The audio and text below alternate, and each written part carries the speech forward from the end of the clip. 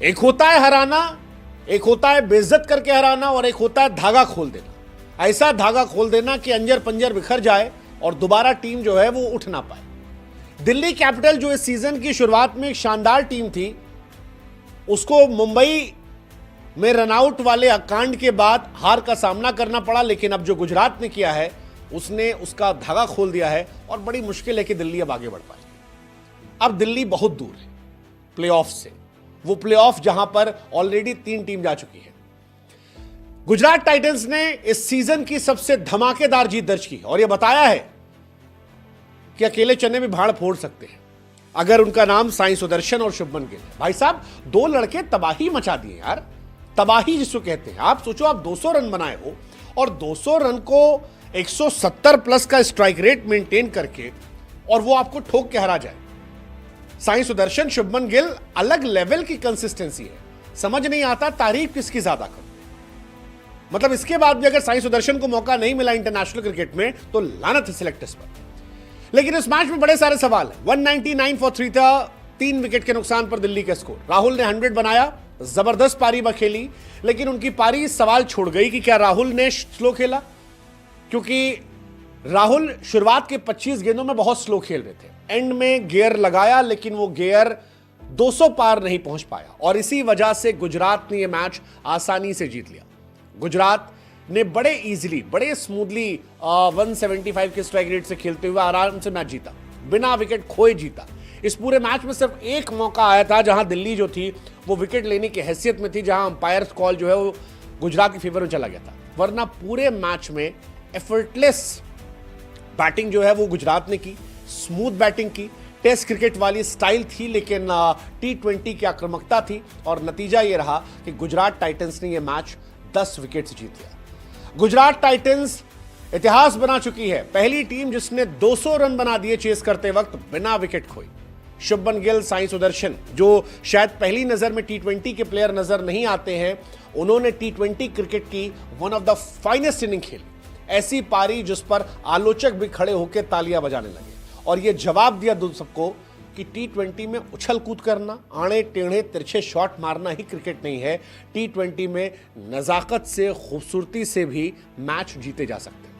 कमाल का मैच, कमाल की पारी और गुजरात टाइटंस ने आज मैच, दिल, गुर्दा सब जीत लिया, सब जीत लिया।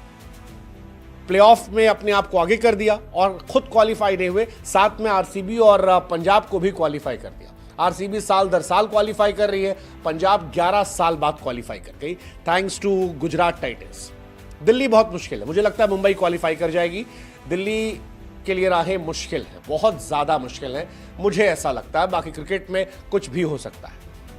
दिल्ली हारी है, आप जीत सकते हो। एक आसान सवाल का जवाब देकर सिर्फ इतना बताना है, लखनऊ क्या एसआरएच को हराएगी, बस इतना सा बताना है। प्रोबो ऐप पर जाओ, लिंक हमने डिस्क्रिप्शन में दे रखा है, बताओ और ढेरों इनाम जो है वो आपको मिल जाएंगे। वैसे ही इनाम जैसे साई सुदर्शन और शुभमन गिल को मिलने वाले हैं। प्रोबो ऐप है जहां बुद्धि का इस्तेमाल करना होता है और फिर ढेर सारे इनाम है। 4 करोड़ से अधिक यूजर इंस्टेंट विड्रॉल है। अब बुद्धि का इस्तेमाल तो शुभमन गिल और साई सुदर्शन ने भी किया, इसी वजह से शायद इंडियन टेस्ट टीम में उनको इनाम मिल सकता है। शुभमन को कप्तानी का और साई सुदर्शन को डेब्यू कैप का। टेस्ट टीम में तो साई सुदर्शन परफेक्ट प्लेयर है, यहां भी परफेक्ट यार। 61 गेंद पे 108 रन, आप सोचो ना, 12 चौके 4 छक्के। शुभमन ने 7 छक्के मारे, दोनों क्लास प्लेयर थे और यही वजह है कि गुजरात टाइटंस, जिसने 2022 में चैंपियन बनी थी, 2023 में फाइनलिस्ट थी, अब 2025 में वो फिर ख्वाब देख रही है कि वो जीत जाएगी। हालांकि उनका नुकसान है, बटलर चले जाएंगे, लेकिन ये दोनों जिस तरह की फॉर्म में है तो भाई जरूरत ही नहीं है। बाकी टीम में आप 11 खिलाड़ी चुनते हो, यहां 2 खिलाड़ी मिलकर मैच जिता दिया यार। They are table toppers man, it's not that easy, they are table toppers. इसके पहले आज तक कभी किसी टीम ने इस तरह से क्वालिफाई नहीं किया था। एक मैच में 3 टीम क्वालिफाई करवा दी इन्होंने, ये अपने आप में कमाल है। गुजरात, आरसीबी, पंजाब तीनों क्वालिफाई कर चुके हैं। अब मेरे हिसाब से एमआई डीसी में कोई एक है, मेरी इनमें फेवरेट टीम एमआई है। आरसीबी वाले नहीं चाहते हुए एमआई आए, क्योंकि अगर एमआई आएगी तो आरसीबी थोड़ा आगे पीछे सोचेगी। हालांकि तीनों टीम सोचेंगे, क्योंकि एमआई का डोमिनेंस अलग रहता है। एमआई एक्सपीरियंस टीम है, अगर वो आगे जाते हैं तो वो कहानी पलट सकते हैं।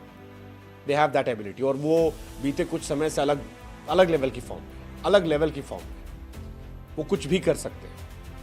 बट ये दोनों भी कुछ कर सकते हैं, अगर ये दोनों रहे ये भी कुछ कर सकते हैं। मुझे लगता है यार ये बहुत अलग लेवल के प्लेयर है और इंडियन क्रिकेट बहुत सेफ है, बहुत सेफ है। अगर आपके पास ऐसे खिलाड़ी हैं, इनको हर फॉर्मेट में आप डाल सकते हैं। मतलब T20 में तो चलो फिर भी कंपटीशन है, वनडे टेस्ट में तो ये दोनों खिलाड़ी आंख मूंद के डाल दो। 205 रन की पार्टनरशिप यार, ये हाईएस्ट है। इससे पहले 2017 में 184 की पार्टनरशिप हुई थी गंभीर और क्रिस्टलन की। 200 आज तक कोई गया ही नहीं। शेन वॉटसन और फाफ की पार्टनरशिप थी सीएसके के लिए 2020 में। ये सब पार्टनरशिप थी, लेकिन ये पार्टनरशिप अलग लेवल पे। मतलब आपको जानकर हैरानी होगी कि साई सुदर्शन और शुभमन गिल, इन दोनों ने साथ मिलके 772 रन बना दिए। आईपीएल की हिस्ट्री में कभी भी दो खिलाड़ियों ने मिलकर इतने रन नहीं बनाए थे जितने इन दोनों ने बना लिए। शिखर धवन, पृथ्वी शॉ 744 रन साथ था, ये इनका रिकॉर्ड तोड़ा है। मयंक और केएल राहुल पंजाब में 671 बनाए थे, वो भी रिकॉर्ड टूट गया है। बट ये अलग लेवल की पार्टनरशिप है यार। 750 प्लस पार्टनरशिप, 300 प्लस पार्टनरशिप, एक 200 प्लस पार्टनरशिप 12 मैचेस में।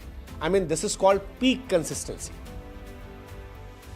और ये दोनों बहुत अंडररेटेड, दोनों बहुत अंडररेटेड है। मैं फिर कह रहा हूं, शुभमन गिल मैंने खुद बहुत क्रिटिसाइज किया है T20 के हिसाब से, बट शुभमन गिल और साई सुदर्शन बहुत अंडररेटेड प्लेयर लग रहे हैं। वो फैंसी शॉट्स नहीं मारते, वो फ्लेक्स नहीं करते, उनके बारे में T20 में इतने आर्टिकल नहीं लिखे आते।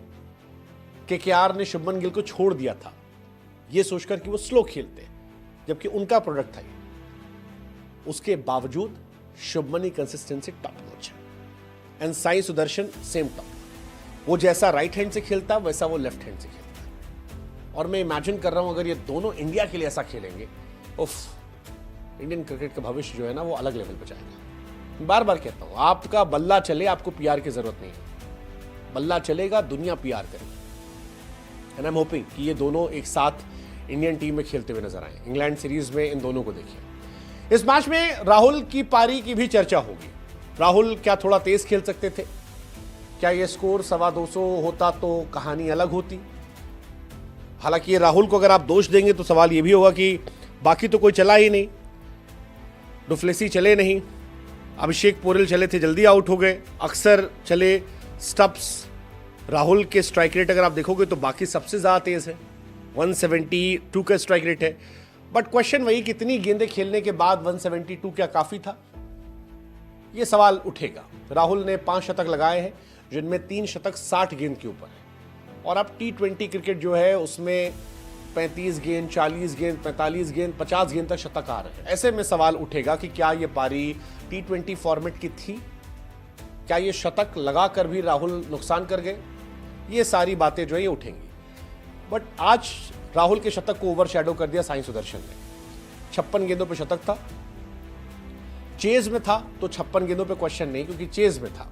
ऑरेंज कैप होल्डर हो गए, पहले खिलाड़ी जिन्होंने इस आईपीएल में 600 रन बनाए। साई सुदर्शन इस आईपीएल में बॉस बन गए। कोई माइलस्टोन का नौटंकी नहीं है, कोई टैटू पैटू, ये सब कहानी नहीं आती है। अपने आप को बैक करना, प्रॉपर क्रिकेटिंग शॉट खेलना, रन बनाना, सेम कहानी शुभमन गिल। अगर किसी टीम को इनसे खिलाफ जीतना है तो इन दोनों को आउट कर दो, आप काफी चांसेस जीत जाओगे। बट हैट्स ऑफ टू यार शुभमन गिल, अगेन क्या एक्सलेरेशन है यार। आईपीएल 2020 में मिडिल ऑर्डर में खेलते थे, 440 रन, फिर 478 रन, फिर ऊपर आने शुरू हुए। आईपीएल 2023 शुभमन गिल का पीक सिनेमा था, 890 रन।